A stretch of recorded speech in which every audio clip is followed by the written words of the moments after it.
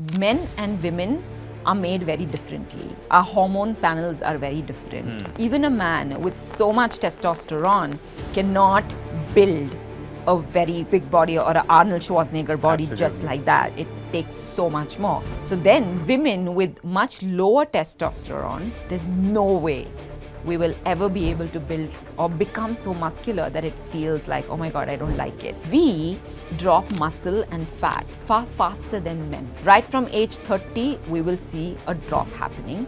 And age 40 after, the drop is even more. There's muscle loss, there's bone loss. If we do not protect the muscle, it will impact the bone. And if that happens, women are very easily prone to osteoporosis, osteopenia, a lot of falls and fractures leading to death.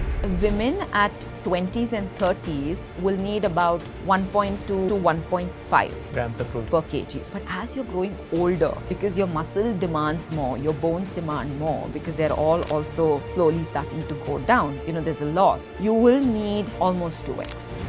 One thing that I found personally that really impacts my overall health and fitness is actually my sleep.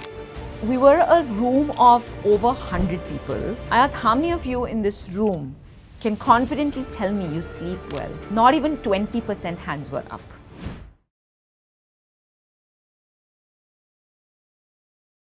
Hi folks, welcome back to the Orange Club. Today we have Shwetambari Shetty. Shwetambari is a fitness coach, entrepreneur and a strong advocate of holistic health. From breaking myths around fitness to motivating people to find joy in movement, she's been at the forefront of India's fitness revolution.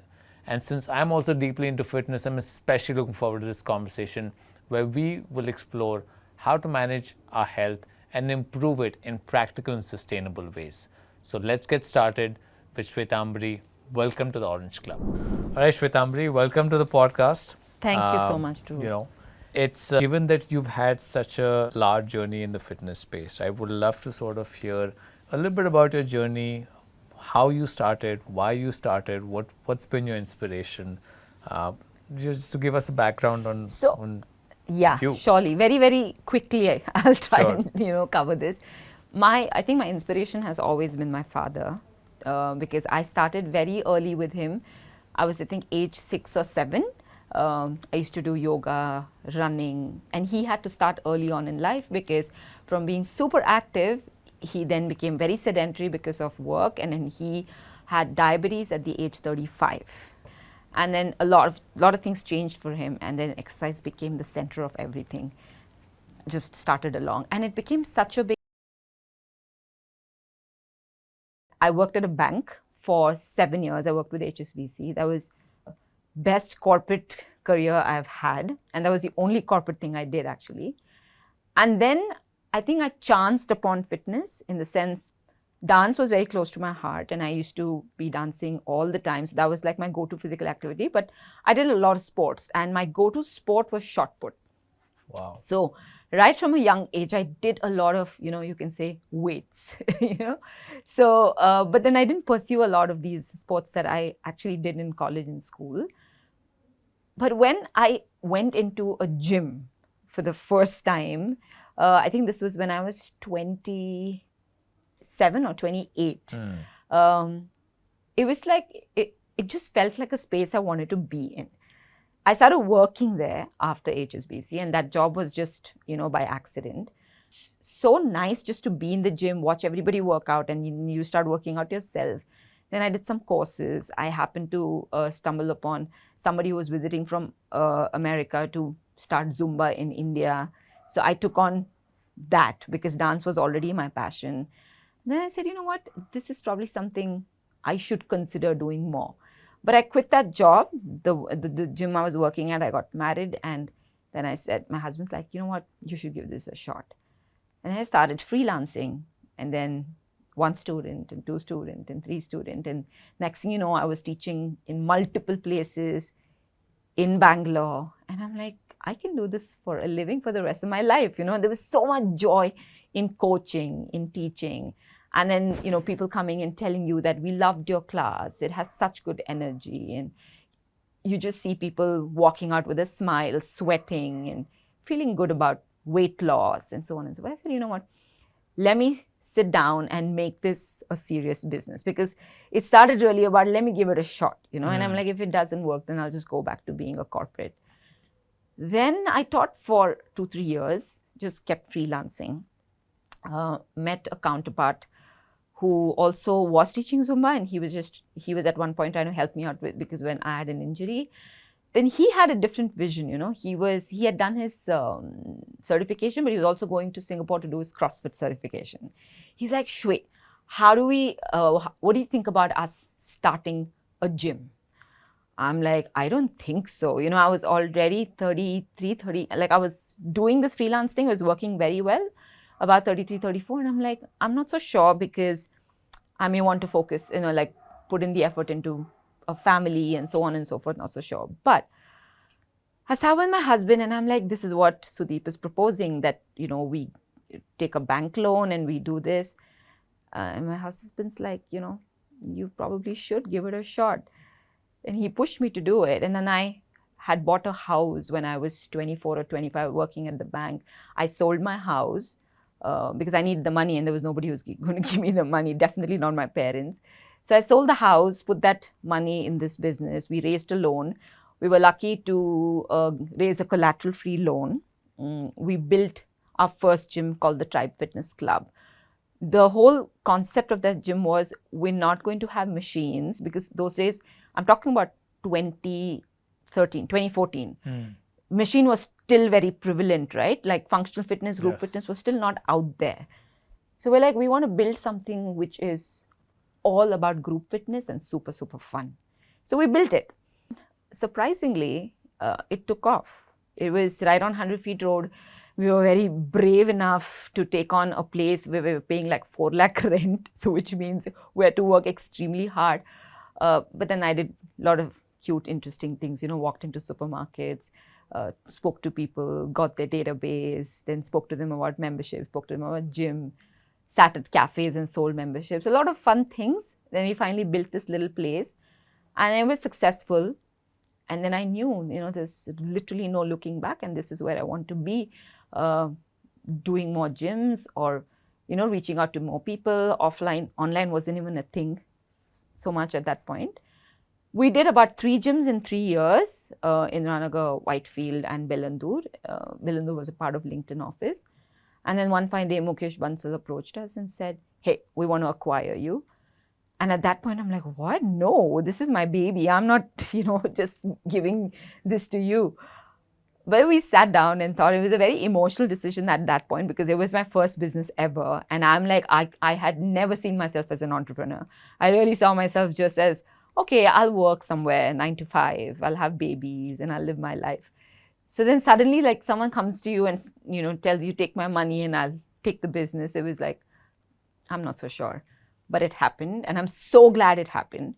My business partner, of course, moved out. He decided to do something else, and he's now started Game Theory. I don't know if you've heard of Game Theory. They're into badminton and squash and pools and all of that. I continued with Mukesh. Fantastic 8 years with him. We grew Cult across the country, because when I had come on board with him, we were about 3 centers. It was wonderful.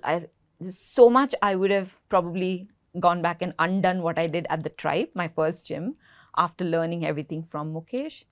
But it was wonderful. We built a lot of gyms. Then COVID happened. We built the online content, because Mukesh was always ahead of his time. He had it all ready. And after that, my baby happened very late in life. And then I said, you know what, I need to take a step back and I want to do something more for women. I want to give back to this amazing community that has supported me throughout. So then I built my third space with, the help of Cult. And while I initially wanted to make it exclusively for women, I was like, that doesn't make sense. We're in 2024, But turns out that I have like 75 to 80% women in my gym. And the men that actually come are either friends of the women or spouses or siblings or my friends or something like that. Otherwise, it's just like 75% women, and I feel great. So I'm in a place where, I'm at peace, very happy with what I'm doing. And now we're building something online. Again, more focused on women. It's for all, but more focused on women. And I think this is what I want to do for the next maybe a decade and retire. Wonderful, wonderful. What a story. My bit for the community. I'm inspired. No, I You're think, kind. given your background, given the extensive experience across like fitness, women's health, I think, that's what we would want to talk more deeply about. Yeah. And, learn more from you. But you're so passionate about being fit yourself. Absolutely. Right? I mean, you look so great. You look so strong. So it's nice. I've realized that fitness sort of also has a very strong mental effect, like on your mental health overall. It becomes like it becomes part of your daily ritual. Yeah. And then if you don't do it, you kind of miss out, right? Like so it's one of those things that No, but see, in businesses like yours, for me, it's a given, right? I have to do it. But for you, entrepreneurs and CEOs and all of you, founders, if you start taking such good care of yourself, it'll trickle down so beautifully to your people. Yes, we've seen that in our company. We've seen people who join our organization, and they land up just around their peers, feeling like, okay, I should do something. Exactly. And, like there've been a lot of unofficial weight loss challenges in the office and fitness challenges and things like that. And no, I love it. I love to see that in the office because it's sort of you see a positive impact. Correct. Because that just helps people overall, right? And we're even though we're not in fitness, we're in healthcare. Exactly. And, exactly why.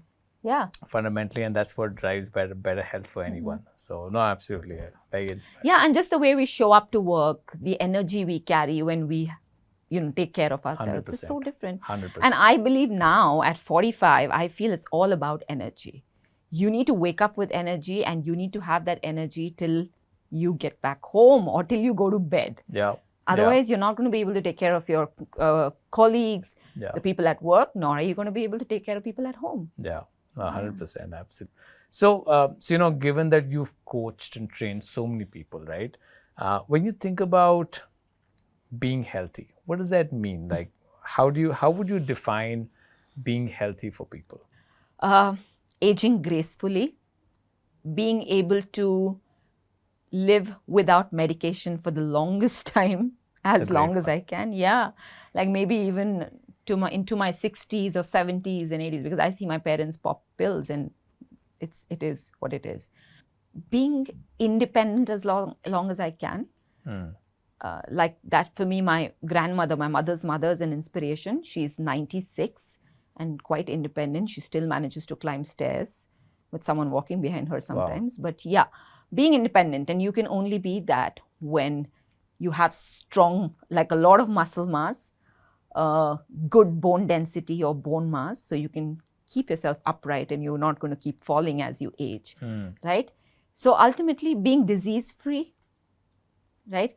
Between my dad and my mom, I have Parkinson's, I have diabetes, I have cancer, and I have heart disease. Wow. Just between mom and dad. Okay. Yeah. So for me, the goal is I don't want to get any of these. And I'll do everything in my capacity, from blood work to wearing wearables to genetic testing to everything, to know, okay, do I have to do something now? Prevention. Yeah. So I definitely want to age gracefully. I want to be working out as long as I'm alive.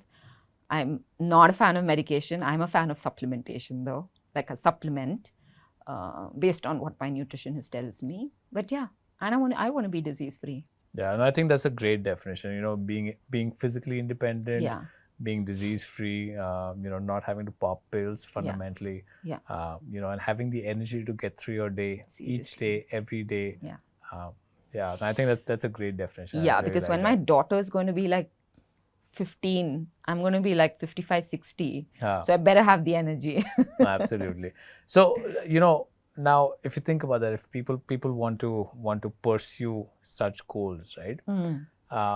What's your advice to people in terms of saying, because everyone sort of says, lots of people say, I don't have time for this, and fundamentally it's a priority problem. But if you were to sort of create a guideline for people, how much should people be exercising every day, to make sure that they're 30 minutes a day is great. In fact, yesterday I was at an event, and this was for teachers, for educators. And we were talking about, because educator's job is literally standing all day, right? Every career has its pros and cons, every profession. And they were like, no, we don't have time. I said, do you have 15 minutes every morning? Based on their profession, I taught them 3 to 4 exercises, which they can do pretty much every day for 15 minutes before entering their shower. Because shower becomes a mandate, right? Before you leave the house, you're going to shower. So I said, before you get into the shower, stand outside the shower, do these 4 exercises for 10 to 15 minutes every single day. And I gave them a full cheat sheet, and tell me a month later of doing this consistently, what happened, right? Then I got a few messages this morning saying that, hey, I booked, in fact, last night, right from the principal. Okay, she messaged me, guess what? I came back home and I booked my test with Orange Health. And the morning she messages me, she's like, I've just done my blood work and now I'm doing the 4 exercises that you've told us to do. Wow. Okay. So in my opinion, movement and exercise doesn't have to be going to the gym. It doesn't have to be an arduous task. It should be what you enjoy doing. It could honestly be even a sport that you love playing. But when you play that sport for too long and too hard, you will enjoy yourself. So you need to do strength training, right? But for people who don't have the time, even if you do 15 to 20-minute activity consistently, it can be life-changing. And Dhruv, the thing is, we've seen this. In COVID, a lot of the CureFit people, we made them work out at home every day for like 15, 20 minutes. It had such drastic impact. True. Right? People lost weight. People started eating right. It became a habit for so many people. And then they came out and headed to the gym. So what I'm saying is there's no such thing as no time. Find the activity, even if it means going out for a walk. And I take so much inspiration from my father, because all he's done all his life, ever since he's diagnosed from diabetes, etc., walking every day for 1 hour, 1.5 hours, body weight strength training. Like he'll find himself some playground or park or something, he'll go sit on the park bench up and down like 50 times or 30 times or something like that. Then he'll lie down and he'll do some core work. You know, it could be a plank, it could be a hollow hold, some basic things, all body weight. And his quality of life is fantastic, despite all the diseases that I just told you about. Wow. Right? He eats well, he moves well, functionally doing great, very independent. So when I look at him, I'm like, you don't need the gym. If you don't want to go, it's okay. Do things around your house, at your home, in the open. Go to the parks and do stuff, right? Going to the gym is great. I mean, it's fun. You meet other people, you build a community, and you can do more. But if you don't want to do more, do little and do it at your home. I'm a big fan of home workout. I'm like, anyone can do it. And we all saw that in COVID also. Absolutely. You did it, I'm sure. Yes, 100%. No, I think, the fundamental message you're saying is physical activity is key, right? Doesn't matter where. Get physical activity, put your body under a little bit of strain, Correct. like push your body a little bit, and 20, 30 minutes is good enough, you know, at least to get started. And, and I know from personal experience that is addictive. That once you start and you start enjoying it, then you can't stop. And just keep pushing the envelope from there. Yeah. I think, I don't know if you had this question planned for me, but for me, like you said earlier, my mental health comes from my physical capabilities, right? I have honestly growing up, I had great support from my parents, right? In terms of if I wanted to study or wear what I want and things like that. But I come from a family that's quite conservative. Always would put you down in some way or the other. First was education, because my sister and I studied a lot lesser than everyone else. As in, we didn't pick up science and biology. We chose arts and commerce and things like that. Second was the fact that for the longest time, I used to be so not confident about my own self, because I used to be like, oh my God, I'm so short. You know how you have these aesthetic issues as well? Sure. A lot of these demons, self-doubt, I have fought because of fitness. The moment I started taking care of my body, the moment I started working out, it gave me this very newfound confidence. True. Which I don't think anything else would have given me. Yes. Like I remember sitting in Mukesh's, in CureFit, you have Mukesh Bansal, you have 5 other IIT, IIM, Harvard grads sitting around. And I'm like, oh my God, like, what am I doing here? I don't think I belong in this meeting. But then I'm sure I've done something right in this space, which I'm comfortable and confident about, that took me there. And I have a voice in that room. Yeah. You know what I mean? Yeah. So this confidence came to me weight training and from fitness. That much I can say. But that's why I tell women, lift weights. Yeah. In fact, the point that you're making, right? Like working out every day creates a body of work actually, which no one can take away from you. Yeah, exactly. And as you keep layering on that every day with your workout, with whatever activity you do, it just it So boosts true. your confidence, it boosts your energy level, it boosts Yeah. everything in your life.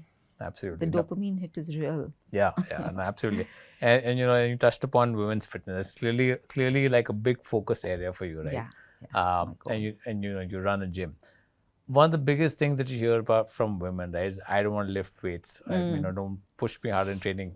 What advice do you have for women in terms of just thinking about fitness and training? I mean, one is what you said, that you can do something at home, but let's say, someone wants to go to the gym. What advice would you give them in terms of, say, weight training? Yeah. See, the bottom line is that men and women are made very differently. Our hormone panels are very different, right? Even a man with so much testosterone cannot build a very, big body or an Arnold Schwarzenegger body just like that. It takes so much more.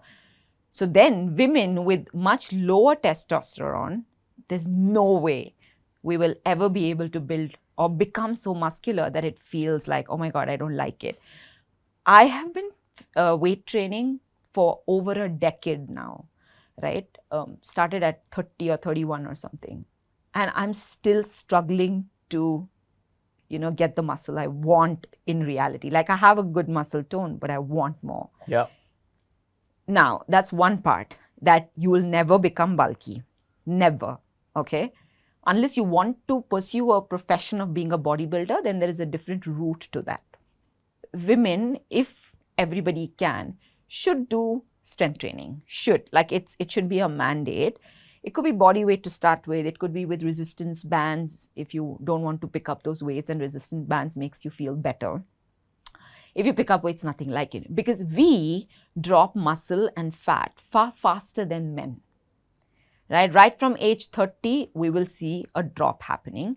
And age 40, after, the drop is even more, right? There's muscle loss, there's bone loss. That's also because our hormones are fluctuating. The estrogen, progesterone, everything is fluctuating. Now, if we do not protect the muscle or probably even increase it, it will impact the bone. And if that happens, women are very easily prone to osteoporosis, osteopenia, a lot of falls and fractures leading to death also. You see a lot of these deaths, probably second or third largest cause of deaths is falls at an older age. And the reason why we're not able to contain these falls is because our body doesn't have enough bone and enough muscle to protect. So you have to strength train to deal, if not anything else. Now perimenopause and menopause is becoming a topic of conversation, right? Women are now understanding, oh, this is what I'm going to go through, could be starting 36 years of age. If you want to combat the stressors of perimenopause, menopause, postmenopause, you have to stress your body with weight training. So that makes it easier? Yeah. Makes it easier, makes it so much better mentally and emotionally as well, because you're an emotional wreck as well between perimenopause and menopause. The only option really is to start strength training to really protect the muscle and bone that you already have, to allow aging gracefully, to allow for longevity, to allow for, lesser risks of falls. Like my mom has Parkinson's. Now I almost cannot do anything about it because no one even saw it coming. At the same time, she also has massive muscle loss. Her overall strength has deteriorated. While she can speak, she can do everything, she's physically not strong to even get up from that chair. Wow. She doesn't have trunk strength anymore. I had remotely even understood Parkinson's, let's say 6 years or 8 years ago. I'd have done something to at least make her experience this a little better. Not be on a wheelchair. because honestly, she doesn't need to be on the wheelchair. Mm. So, yeah, I mean, she did everything possible to take care of herself. Maybe the only thing she didn't do was physical fitness. Mm. I mean, there's no way I would have gotten my mother to do physical fitness, but had I foreseen this, I would have. Yeah. But I have other people in my family, like some other cousins and aunts. My aunt, actually, she's 71 and she comes and works out at my gym. Wow. And she's squatting, heavy weights, back squatting, front squatting, deadlifting, doing wall supported handstand. 71. That's impressive. Right? So it's possible. And she started, by the way, Dhruv, at the age of 60. So fundamentally, two things, right? You need exercise to help you age gracefully through the perimenopause and the menopause, and you can start at any age, right? Yeah. I mean, if your aunt could start at 60.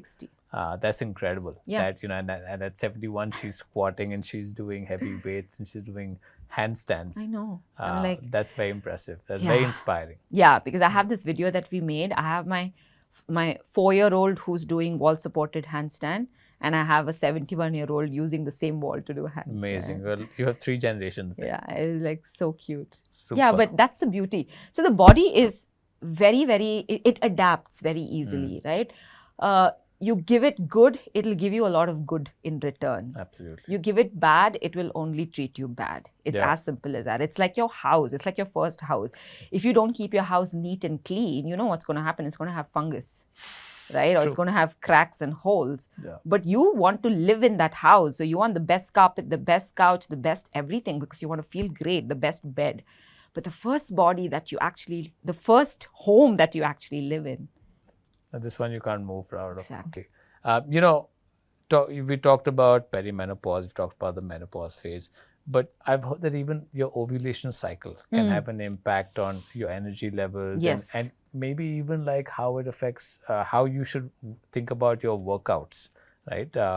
What insights would you have on that?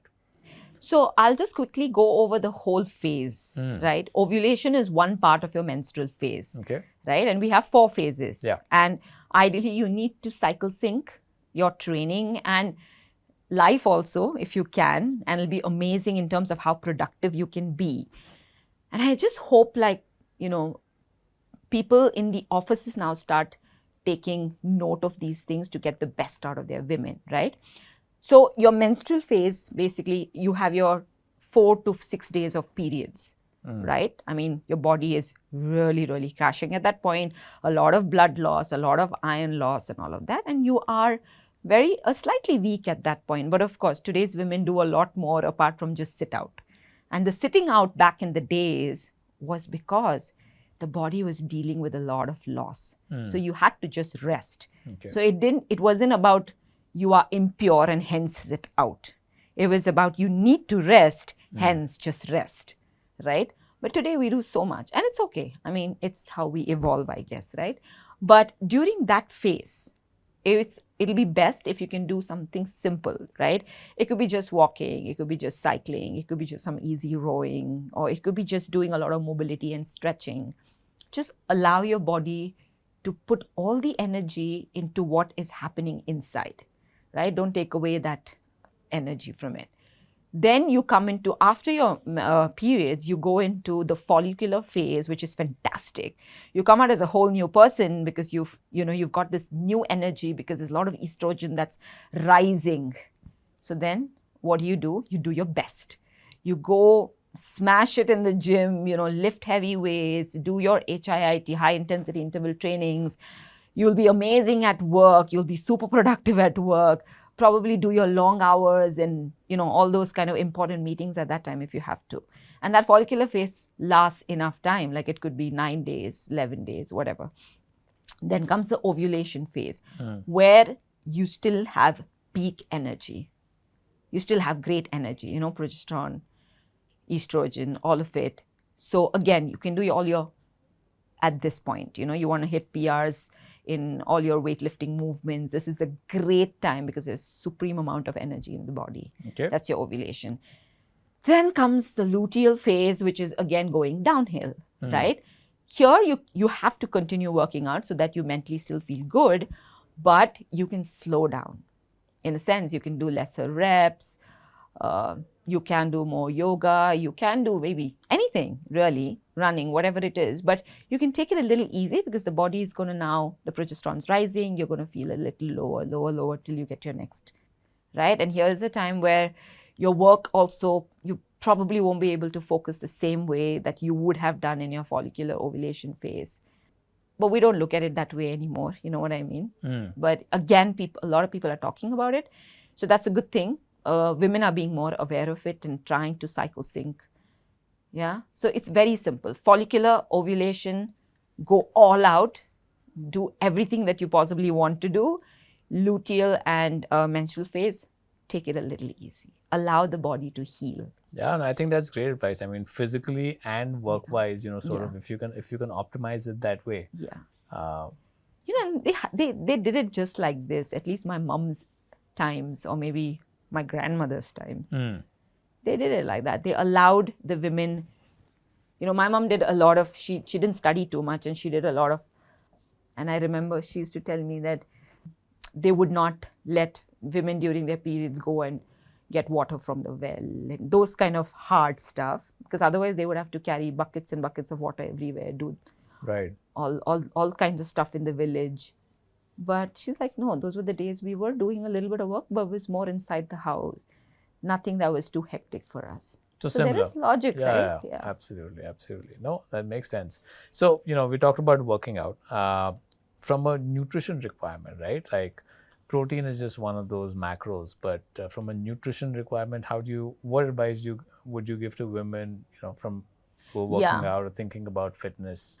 So I think the first thing we need to solve for India particularly, how to look at a plate and be able to say, okay, here's my carb, here's my fat, good fat, and here's my protein. You know, like just try to see how I can fit in a little bit protein in every meal.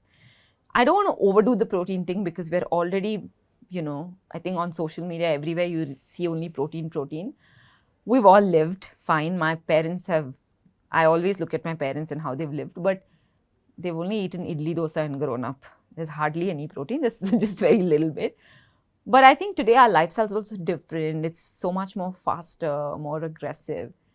And if we can teach everybody how to look at their plate and say, I have this much amount of protein on my plate in every single meal, there's a big win right there.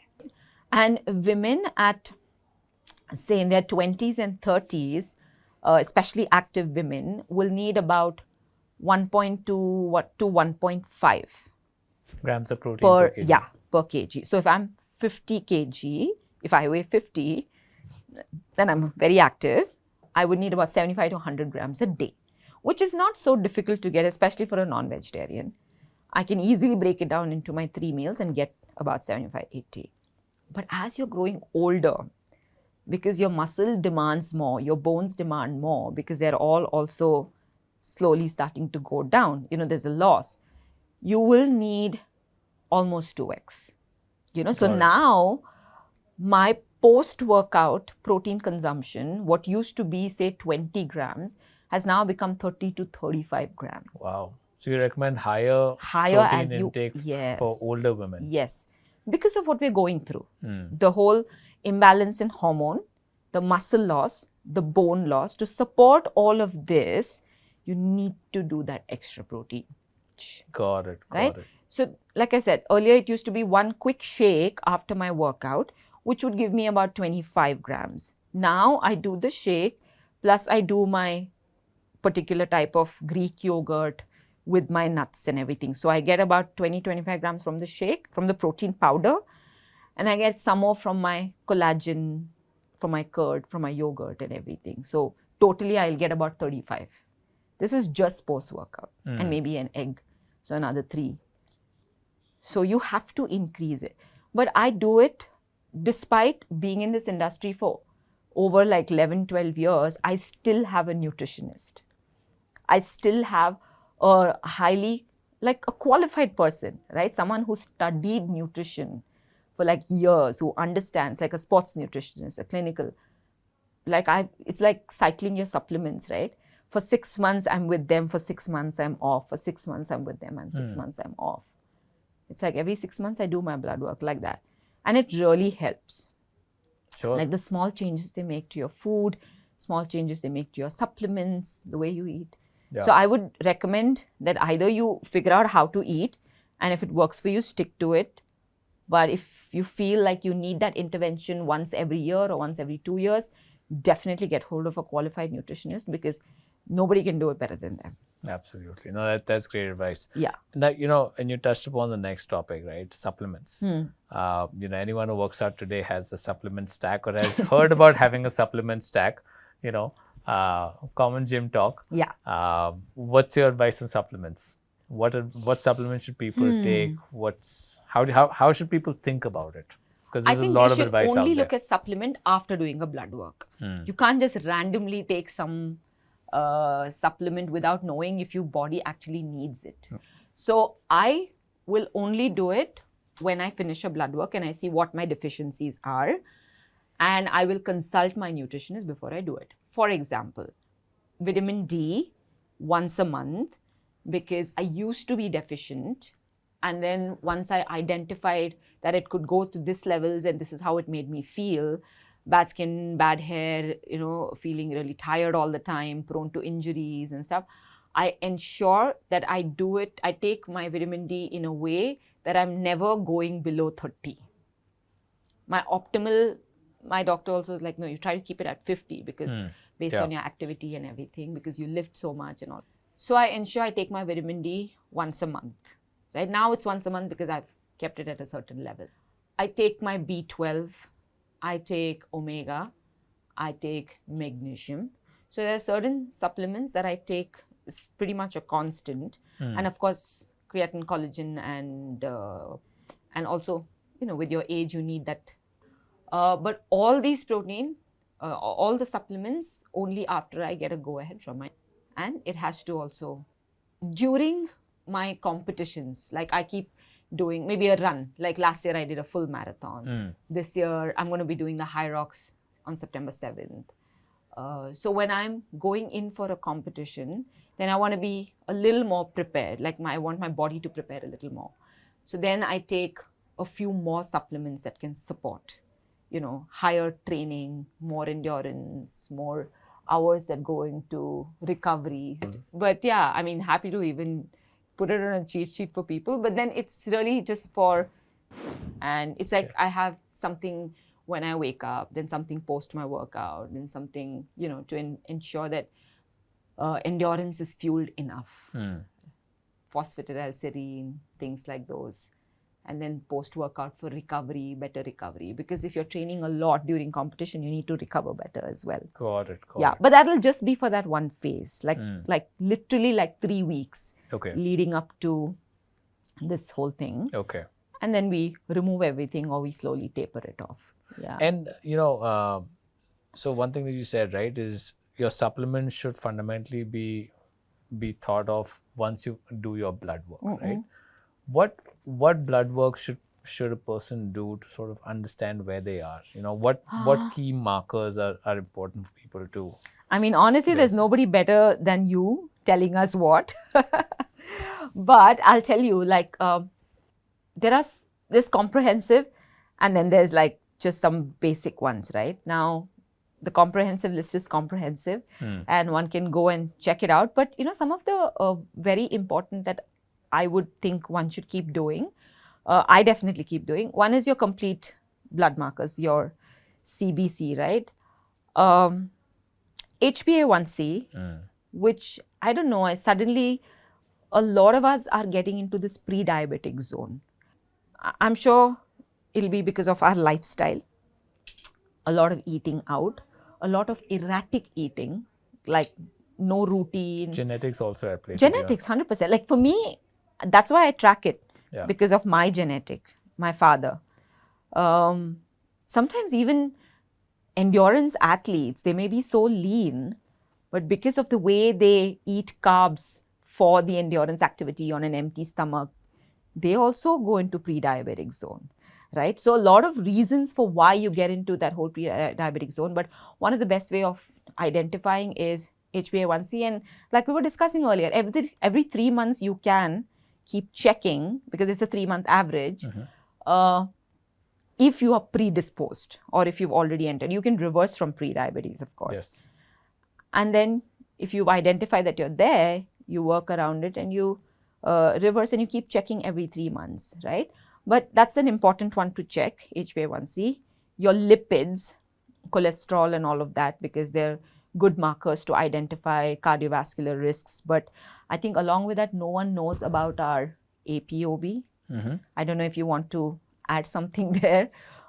The ApoB test along with our C-reactive protein can be good markers to identify cardiovascular risks. So I would say add that.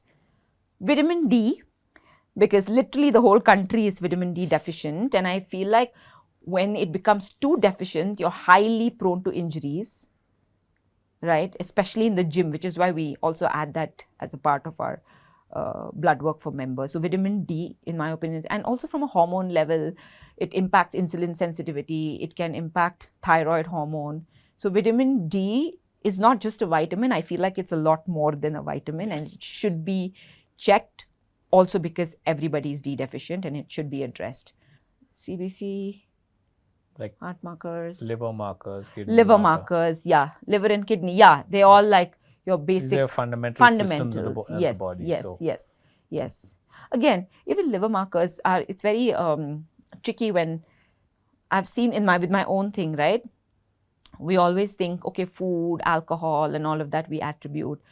But I remember my liver markers going haywire every time I've done a test after an intense physical activity. So now over the last few years, whenever I have to do a blood work, I don't do any workout for at least minimum 24 hours. I try 48 hours.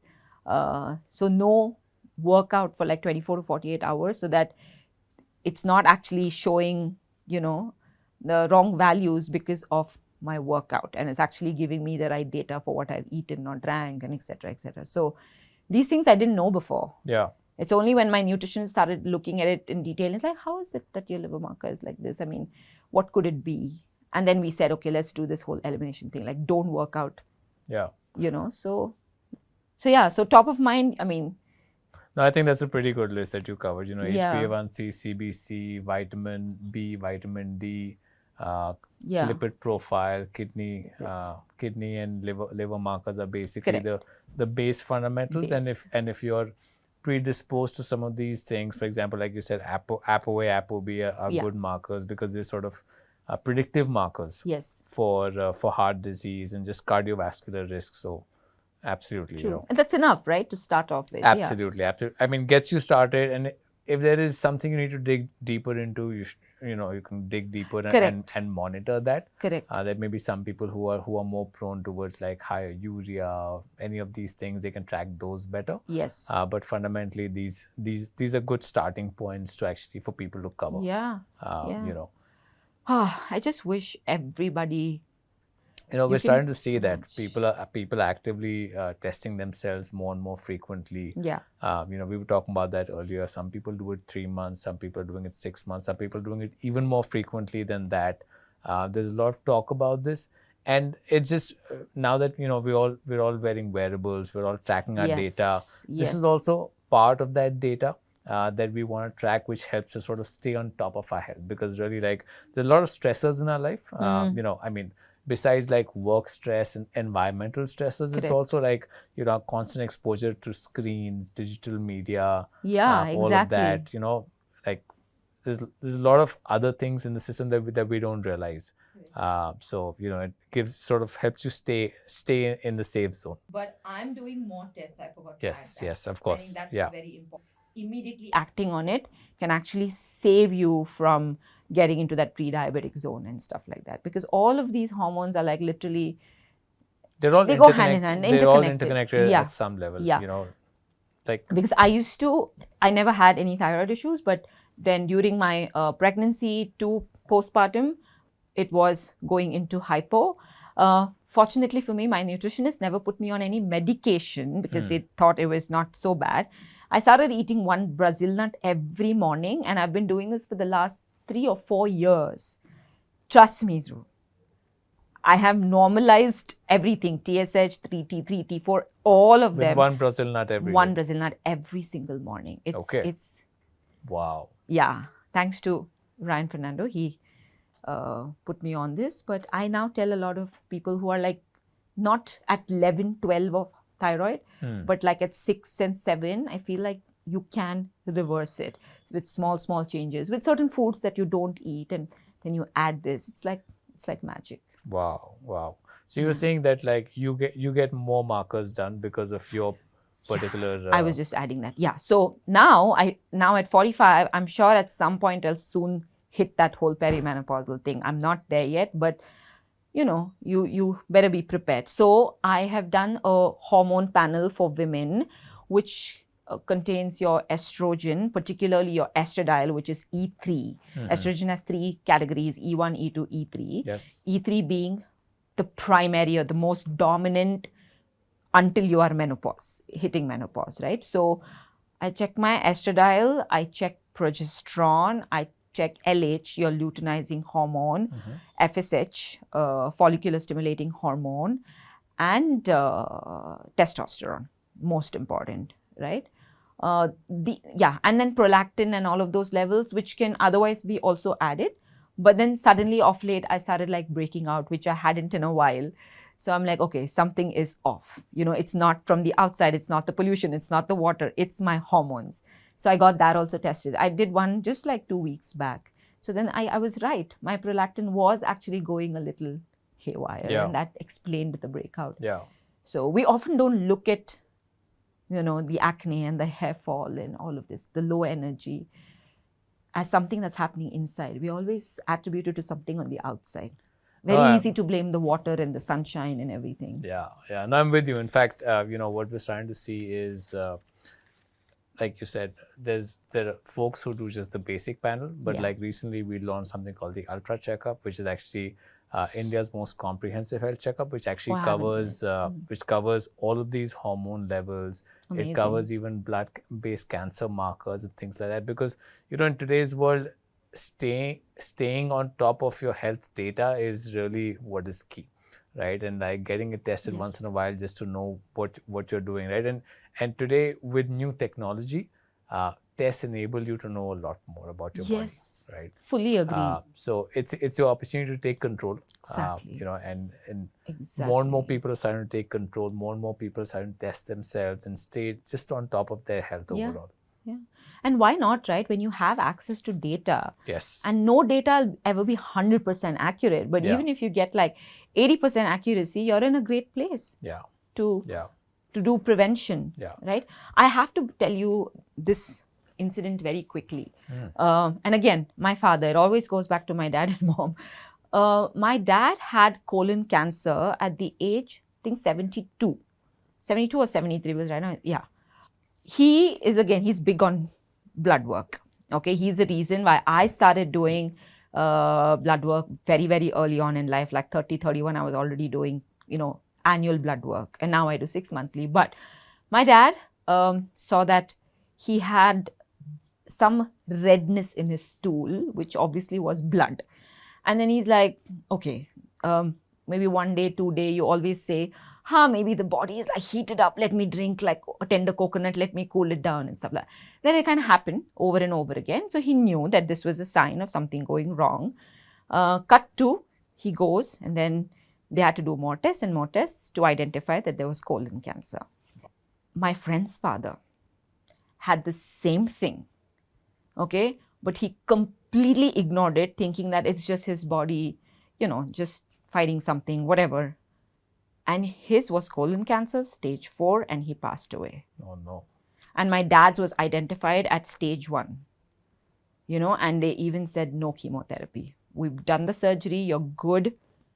It was hard, but then the fact that he didn't have chemo, I thank my stars that I have, my head in the right place, that I keep checking these things time to time. A small change in his hemoglobin marker, he knew that something was off. Because the first thing he did was blood work when he saw blood in his stool. And then he saw that hemoglobin going a little haywire. Then he's like, okay, let me go deeper into this. No, that's a great point, that like if you ever see something going off, it's an opportunity to either talk to your doctor about it or just get some tests done, which can potentially help you figure out what's going on. No, absolutely. So, blood markers are a key part of us staying on top of our health, right?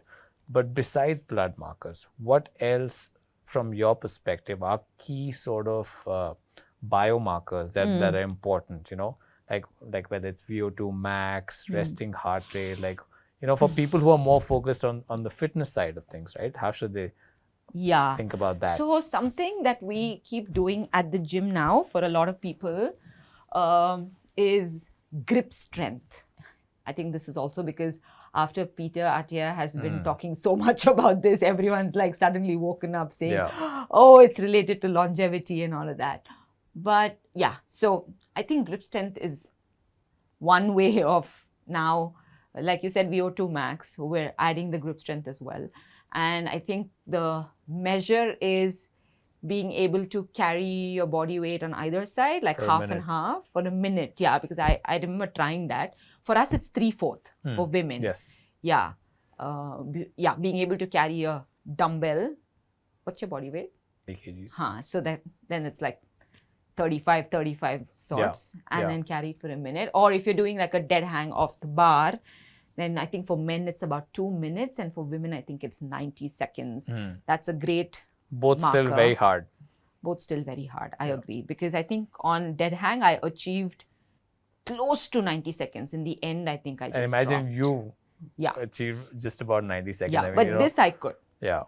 This one I was successful, and I did like 60 kilos. Wow. Yeah, wow. 32, 32, 64. Yeah. That I managed. So anyway, that's one of the things, one of the easiest way to measure. Now, VO2 max, of course, yes, it's a fantastic measure, just how your heart is functioning, right? It's not only to see from an endurance standpoint how your lung functionality is or something. It's a great measure. But then the question is how many people have access to doing a VO2 max? Max, most of us do is, you can go and get the test done, like you can go and do it. But otherwise, we're just opening our phones and checking it through our watch, which is also great. But yeah, the higher the VO2 max, oxygen delivery, as we want to say. Yeah. Right? I think mine, I don't know, last I saw was about 41, 38 That's very to 41. good. Yeah. That's incredible. That's also because that was the time when I don't test these things, honestly. I don't keep checking them. But this was when I was training for my marathon. So there's a lot of activity generally. Wow. A lot of endurance-based activity. So it was high. Yeah, that puts you in that elite level of like VO2 Yeah, max. about I think about 38, 48 kind of. Yeah. And I want to try and maintain at least, if not 41, at least that like. So yeah. But like you said, so grip strength is something that's key. Yes. Because anyone can do it. You don't need a device for it. You can just you can just focus on making sure that you manage or improve your grip strength. Yes. Yes. VO2 max is a great measure. Anything that comes to you? Yeah, what advice would is resting heart rate? Anything resting heart rate. Okay. That people should be thinking about. Resting heart rate and heart rate variability, both of these, if you're wearing a wearable, is great, right? Again, you'll need to first know what is a good resting heart rate, in the sense, even like 55, 56, under 60 is also great. But then, like people like us, I work out a lot, right? And in general, my sleep and all of that is like, I kind of manage and maintain all of these well. Mine is about 48, 49, which I think is excellent. Yeah. But I think for our people out there, 55, 58, 60 is also very, very good resting heart rate. What is yours? I'm sure yours. Yeah, it's like in the high 40s, low 50s. That's excellent. That's excellent. But it's a good measure, but I wouldn't like completely base everything on it. Heart rate variability also, you want it to be high. But again, most people don't track heart rate variability. And then you have to have, like a variable to track variability. At least with the resting heart rate, you can wake up in the morning and do this or do this. And you'll know, beats per minute, and you'll be able to identify. But with HRV and stuff, if you have a wearable, then it's a great measure, because my husband and I both keep comparing. And I think I've also seen, this is something I need to again study a little bit more and understand, but HRV for women always tends to be better than the men. Okay. I'm not sure if there's something to it. Right. I need to understand. I've always noticed better HRV for women than for men. Yeah, I haven't been tracking HRV recently. I was talking to a friend and he's been tracking it regularly. So that got me thinking about it. Yeah. VO2 max, resting heart rate, those biomarkers, those are things that I've been thinking more about. Correct. Biomarkers, One thing that I found personally that really impacts my overall health and fitness is actually my sleep. Oh my God, yes. That is number one. I'm with you. Yeah. Fully. I feel like in like the stack of diet, exercise and sleep, I always say sleep is primary. 100. I'm with you. This is exactly what I said yesterday in that teachers thing. We were a room of over 100 people, way over 100. I asked, how many of you in this room can confidently tell me you sleep well? Not even 20% hands were up. And I remember WakeFit did a recent, some research when they were launching a bed. They said India is the second most sleep-deprived country in the world. I don't know why. I didn't say that. WakeFit said that. But I'm sure they've done enough research to say it out publicly. But that is true, because we keep working. We don't understand the concept of finish work, leave it in the office, go home without work. And we're still working, European time, USA time, things like that. We work late into the night. So I feel like the concept of sleep has just gone. Like, people are not able to understand how important it is. And I'm completely with you. Like, I prioritize sleep above everything. Now, if it's like a one night of a little bad sleep, will that stop me from waking up in the morning and going to my workout? No. Because I also understand there was one night, or max even two, of slightly bad sleep, but you wake up and go work out and get on with your day, chances are that you will sleep better that night because you're very exhausted. Yeah. So you go back to that routine. But you have consistent bad night, then you don't need to fix it. But for that, you need to have a sleep-wake cycle. How do you expect your body to understand what sleep is if you don't have a sleep-wake cycle, if you're messing your circadian rhythm? Yeah. I'm sure you have one. Yeah. I'm very clear. I lights out by 9:30, no matter what. Max say 9:45 some bad days. Otherwise, even at 9, I'm happy to go to bed. And I wake up at like 4:50 in the morning, right? Because I have to start my day by 5. Monday to Friday, it does not change. It's like a rule for everyone at home. But in the weekend, I'm happy to make small changes based on, your social commitments. And I am a social person. I like going out. So, yeah, I'm okay to sleep at like 11 on a Friday night or a Saturday night. Yeah. And then wake up probably an hour later and get on with my day. But the sleep-wake cycle is super, super critical for your body to actually understand and then make sleep good quality sleep. In fact, Brian Johnson was in Bangalore a few months ago, and one of the things that he said is that you need to think about being a professional about sleeping. Yeah. Right? Oh like God, being so committed to it. So like you go to work at the same time every day, make sure you go to sleep at the same time every day. Correct. Respect yourself, respect your sleep. Commit to it. Exactly. It's actually everyone's last priority. Like, I can get so much done. Let me sleep less. Yeah. Absolutely. Okay, so we talked about biomarkers. We talked about women's fitness. We're at the phase where we're going to talk a little bit about some of the trending stuff. What people talk about in general.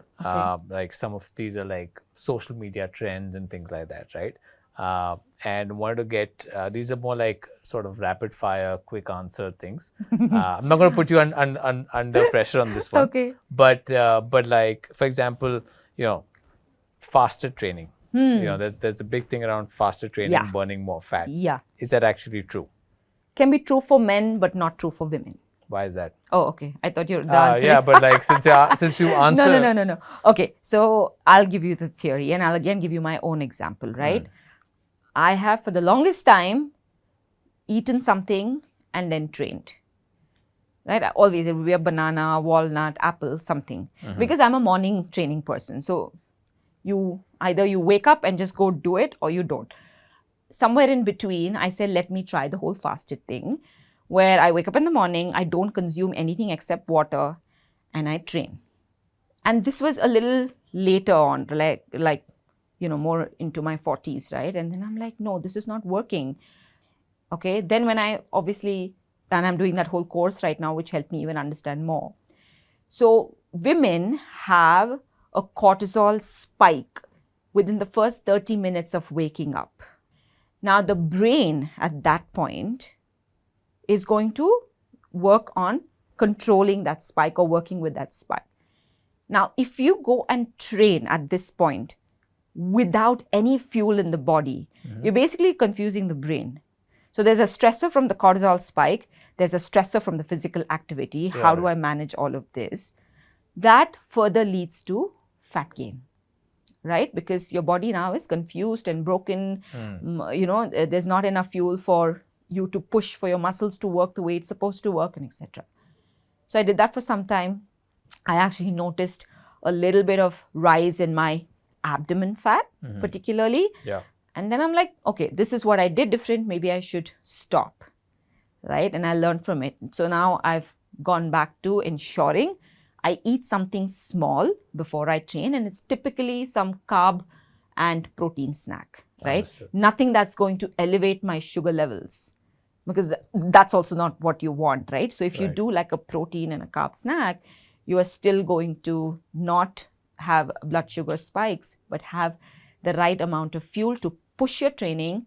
The brain is not confused. Your cortisol spike happens and controls. Right. You just have a great training session. Got it. So you're saying for women, it's better to fuel yourself a little bit before you go work out, but men, you're saying it's better, they could do faster training for higher fat loss. Yes, men can handle it. Our bodies are so different. What works for men in terms of faster training, in terms of training also, doesn't fully have to work for the women. We can change, tweak so many things, right? And I've also recently, I had another client who actually did this whole fasted thing with another nutritionist somewhere else in some other space. Okay. Now, she is 45 or 46 years old. Suddenly, she's changed her lifestyle in terms of fasting. I was completely against it, but then she wanted to give it a shot because she really wanted to lose the weight. She would train in the morning, not eat anything post-training also. Like this, I'm talking about 8:30 a.m. Her first meal was at like 1 or 2 p.m. So just imagine what the body is fighting. You're fighting cortisol spike, you're fighting, muscle loss, you're fighting bone mass deterioration because you're already like 45, 46, body is perimenopausal. So you're going through so much. Now that, after 6 months, of course, she lost a lot of weight, not even 6, I think in 4 months itself, she had other health complications. Okay. So she had to change the nutritionist, like literally remove all those supplements that she was on, change everything. She continues to train, but now not fasting. Not fasting. Yeah. Got it. How many weekly exercise hours should people aim for like optimal health span? Weekly hours? Yeah. Well, I think it says 150 minutes is great. In my opinion, I would say try to get about 20-30 minutes every day of some movement. That's minimal, but like optimal. Optimal is it? Okay. Optimal can be 7 days also. Sure. If your body can recover. What do you... I do 6 days. Yeah. What do you recommend to people? Like if someone wanted to... 5. 5 days? Yeah. I would say 5 is great. But then I also believe in when you're on your rest day, I believe in not becoming a couch potato, which I used to do also. Active rest. Yeah, active rest. Exactly. It could mean if you're someone who lifts weights, does endurance activity, does power activity and things like that, Monday to Friday, then on a Saturday and Sunday, go swimming, go play a sport, go brisk walking, go cycling, go trekking, right? Whatever, kind of feeds your soul. Do fun stuff. Go to the park. Otherwise, for some people who need more recovery, I would say do 3 on, 1 off, 3 on. Got it. So work out 3 days, rest 1 day, again, do something light and easy. It could be just 30 minutes of foam rolling, if not anything else, or 30 minutes of just mobility. Foam rolling is very powerful. Exactly. right? It just could be that on your rest day, and it can be very impactful. So 3 days of work, 1 day rest, 3 days of work, 1 day rest. Just keep cycling that, because some people need recovery a lot sooner. Like I can go 5 to 6 days continuously with hard training and I'll be fine. But some bodies, you have to figure out what works for you. Yeah. But 5 to 6 days is optimal. If you can, do 7 days also, but taper it, high intensity, low, moderate, figure out what works for you. Yeah. But strength training, great. 2 days of endurance training, enough. And that's very good advice. Yeah. What does your routine look like? Mine is currently it is very dependent on this high rocks thing that I'm doing. In a normal scenario, what is normal scenario, I lift weights all 5 days. Okay.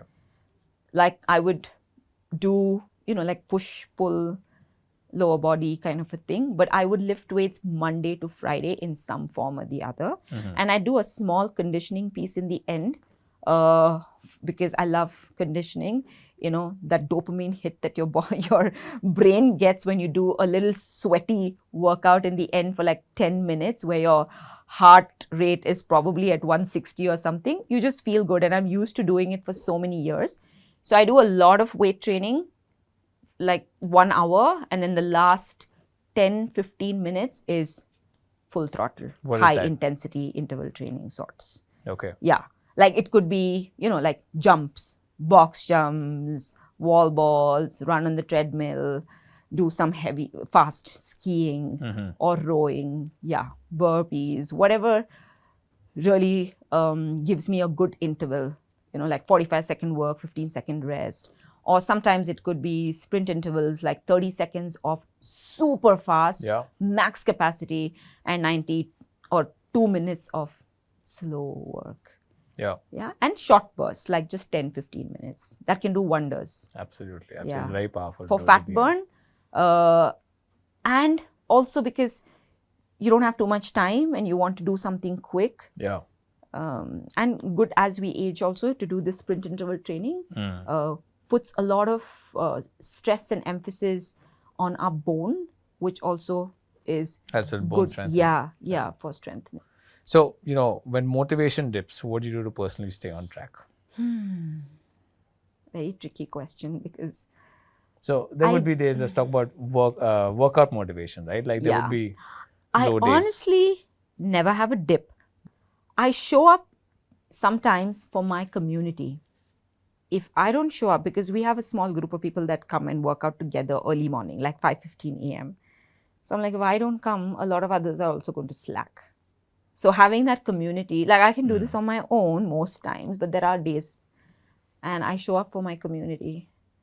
And then I just keep thinking to myself that if I don't work out, if I don't get stronger, if I slack, then what's my little one going to look at it as a thing? Because you won't believe it. She's actually just 2 days back told my husband or her father that I see that you're not working out every morning, because it's a given. When she wakes up, both her parents are not around. We've both gone to the gym, right? Because we co-sleep. But when we wake up in the morning, we keep her in the other room with the house help, right? And she sleeps. She knows the routine. And when she wakes up, she needs to know that both of us have gone for a workout. So now she tells me and the father, she's like, you've not been going. And if you don't work out, Papa, your TV time is going to be cancelled. Oh, wow. Okay. And I have it on record. And I'm like, oh my God, I'm so happy. Like, I'm not saying it out loud, but I'm like, I'm so happy that finally someone is telling you that you can't miss your workout. Although he's quite particular, but off late there's been too much going on with his work and it's just been like this. Yeah. So she's like, you're not getting TV, you're not getting football. So I love the fact that, she's noticing, she's observing with her toys. She gives me Hulk and she says, Mama, Hulk is for you because you are so strong. And she gives her father Superman. And he's like, why do I not get Hulk? Yeah, because Mama goes more to the gym. Wow. Nice. Yeah, so many reasons to not miss a workout. Yeah, no, with you on that, absolutely. I mean, you have 2 girls, you know it. Yeah, no, and I try to make sure I get it, and I think of it like bathing. I want to make sure like you just get it in the day. It'll be fine if you don't do it, but like just feel better when you get through. Yes. Yeah, it's the after effects of it also, right? 100%. You don't even realize it until you miss it. Okay, last piece of thing. If you were to give one piece of advice to people on what they could do to improve their health, what would that be? I know we talked about a lot of things, but if you were just to say one thing that someone could start doing today, I mean, I wanted to say sleep, but I don't know how everyone's sleeping, so it'll be very random general advice, but we said that sleep is first priority. I would say build in some format of movement into your life, because your body is designed to move. The reason why you have an ankle joint, knee joint, hip joint, it's designed to move. It's not designed to be sitting down for long hours, right? And any form of movement, even walking 30 minutes a day, can do wonders for your health. You just don't know because you've not done it. So I would say incorporate any kind of movement, and that can be one of your first things. Actually, that can be after sleep, in case you are sleep deprived, and you are, then that's the first thing you need to fix. But movement is medicine. yes. I mean, I also want to say nutrition, right? But how do you say everything since you asked me one? Yes, what? Because nutrition also can be medicine, can be poison. But I feel like exercise, because now I'm thinking what Peter Attia said, and he said exercise. He says that So I'm in going to his say book. exercise. Absolutely, with you on that. Thank you, Shwetambari. This was a really insightful conversation. I learned a lot, and I'm sure everyone who was listening in also had lots to learn from you. Thank you, Drew. It was wonderful.